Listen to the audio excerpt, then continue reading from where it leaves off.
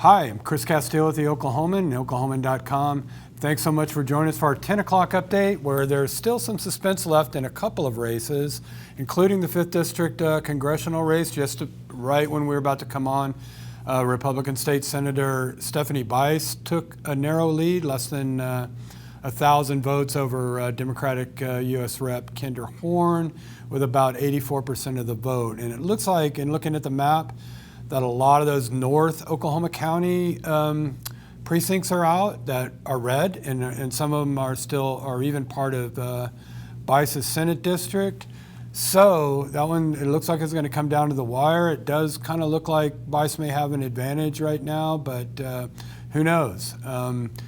It is definitely going to be a close race. Also, if there is suspense about this, Vice President Joe Biden is still leading slightly in Oklahoma County, so we're trying to figure out, Carmen, whether he's going to whether a Democratic presidential candidate is going to win a county in Oklahoma this year for the first time since 2000. I'm here with my colleague Carmen Forman, who's covering a bunch of different stuff tonight, including some legislative races.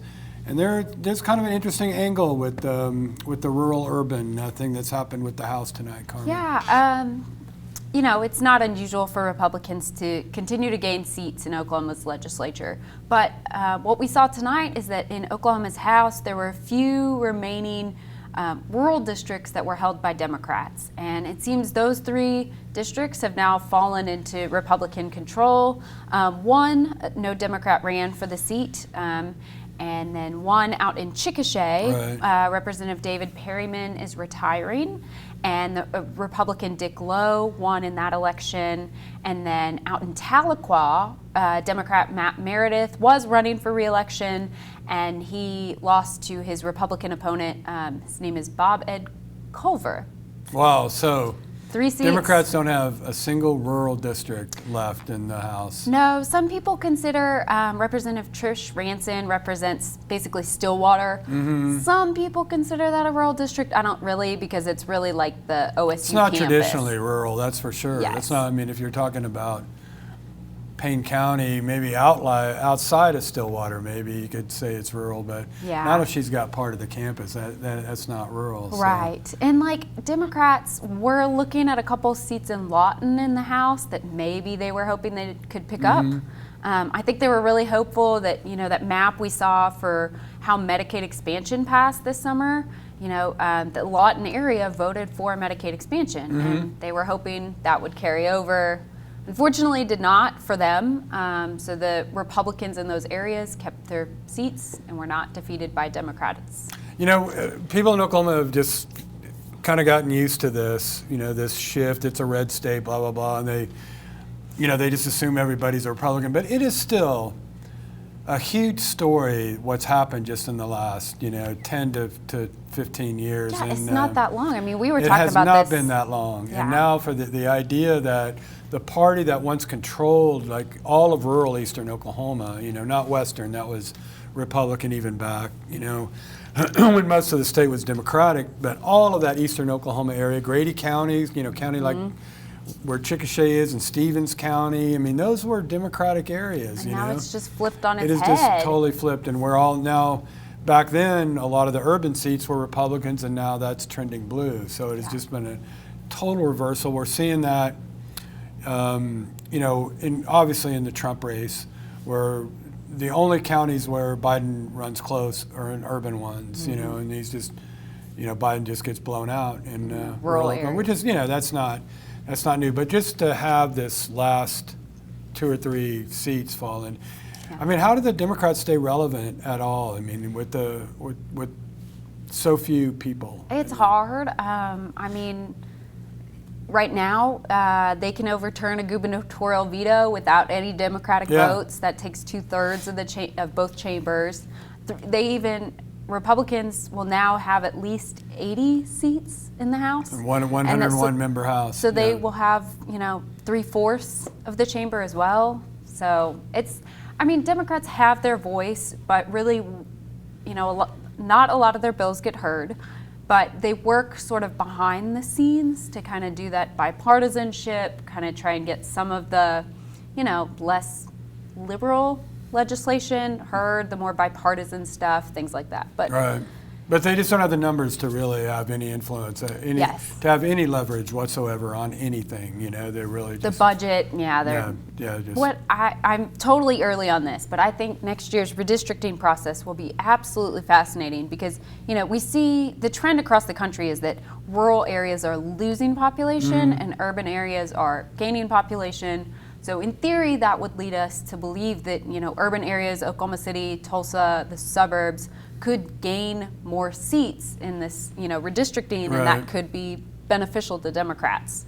Depends on how they draw the lines, and there's a Republican governor, of course. So again, Democrats, this was a key election for them because of redistricting, and now they find themselves with an even weaker voice, But they were never going to take control of the chamber again. Right. It could be many decades before that happens. Yeah. But the Senate's interesting too. There were a couple of close races where Democrats may have picked up, and one is still looking close, Senate District 35, which was an open seat in Tulsa. Democrat Joanna Dossett and Republican Cheryl Baber, last time I checked, they were neck and neck. But Democrats already lost a seat in the Senate.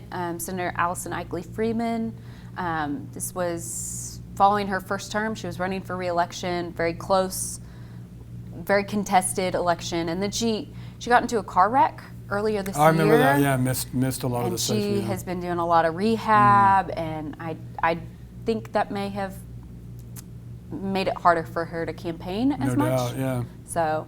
Well, so the Democrats are in single digits in the 48-person Senate, right? They have 9 right now, Yeah. so they'll lose Senator Ikley Freeman, but they may gain a second Senator Dossett. There's already Senator J.J. Dossett, who is Joanna Dossett's brother.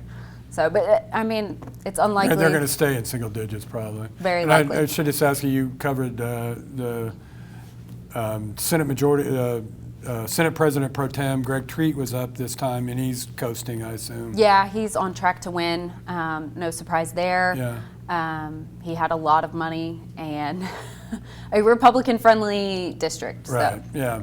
Probably a lot of friends. Yes. Let me ask you real quick before we go. Both state questions have been called. Correct. They both failed. And I think the most interesting thing is that, okay, so state question 814 didn't really have a strong campaign for it, didn't have a strong campaign against it, and then we had, that lost by almost the same margin as state question 805. Yeah, wow. With the Yes on 805 campaign spent millions. Right. And then the opposition campaign ramped up in about the past month, and they spent less than, $8 million that the Yes campaign spent. But it's fascinating that they lost by roughly the same margins, totally different issues, a lot more spending in one race. And I wonder, Carmen, I think as you mentioned before, and I think you're absolutely right, 814 was so confusing. Very. 805, I think people kind of understood it by the end of it. I think they understood it at some level, and and that they were. So 814 probably got a lot of opposition just because people are like, what? But 805, they're like, I'm against this. Yes. I don't like this idea. And then you had, some of the big Republican names, and Governor Stitt was fighting against it pretty strong. And I noticed last week in a forum on local television here with the 2 sheriff candidates, they both came out Both against of them, it. yeah. So, Even the Democrat, which is surprising. Yeah. Yeah. So I think that opposition was a little more thought through. I Agreed. think people kind of said, I'm not on board with this right now with the way. Meanwhile, maybe they read 814 and they were like, well, I'm not on board with this because I don't understand it. Yeah, right. Yeah. No, that's a really good point, I think. Well, thanks so much, Carmen. I appreciate it, and thanks for watching, and we will be back for one more update in an hour at 11 o'clock.